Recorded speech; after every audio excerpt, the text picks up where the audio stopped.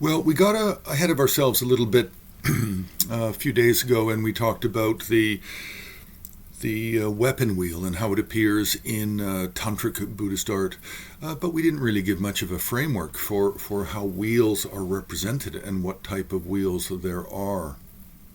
Now, wheels do belong to the general category, really, of shapes. That's the best way to look at it. Sometimes it's more categorized as a hand attribute, but actually that's too limiting, and it's the subject of wheel and wheels is a lot bigger. So we put it under the category of shapes, along with circle, half circle, crescent, square, triangle, tetrahedron, and then also, of course, two-dimensional and three-dimensional. So with the wheel, we have flat art, where it's represented in painting or scroll works or murals. And then we also have three-dimensional wheels that are made as ritual objects, or they can be three-dimensional and they're actually visualizations of these three-dimensional type wheels with 10 spokes. Now, in terms of types of wheels, I think we have maybe 6.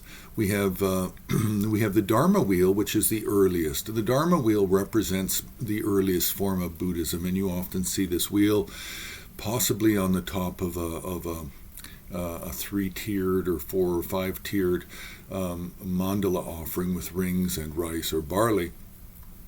You also see the Dharma wheel often on the tops of temples, and there'll be a deer seated on either side or lying down on either side of the wheel.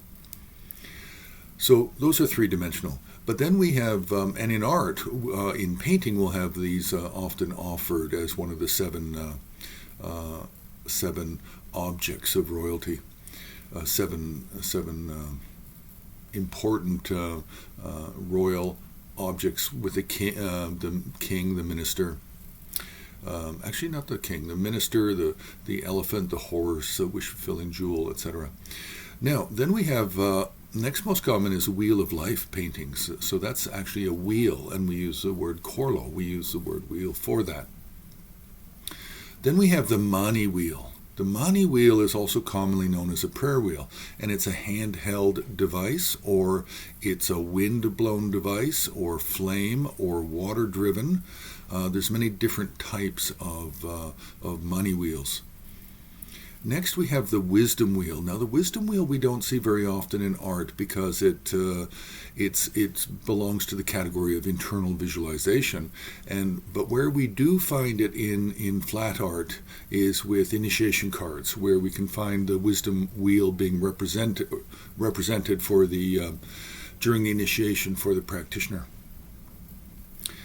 Then we have the weapon wheel. Now, the weapon wheel we talked about, and then there's different types of weapon wheel. There's weapon wheel that's underfoot. There's weapon wheels that are held as a hand attribute. There's weapon wheels that are used in yantra diagrams for doing sort of black magic or coercive magic.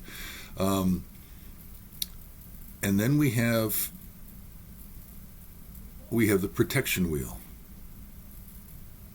The protection wheel is actually a visualization as well, and it's more to do with internal visualization practice, but we do see it occasionally represented in some paintings, and we see it occasionally represented in initiation cards. Now, in terms of hand attributes, we have a number of different figures that have the wheel, and the most important one is actually Maitreya, the future Buddha. And one of his main symbols or attributes is the 8-spoked Dharma wheel. We can also find it with figures such as Pratisara. We can find it with, and then we get the weapon wheel, which we can find with, really Krishna Yamari has it. It's really more Manjushri, wrathful deities hold the weapon wheel as a hand attribute. So on the HAR website, we have quite a number of different examples to support the different types of wheels. So have a look, and we'll leave it there. You can press a like, you can subscribe, you can join HAR on Patreon, our other platform, and you can also make a donation on the homepage of Himalayan Art Resources.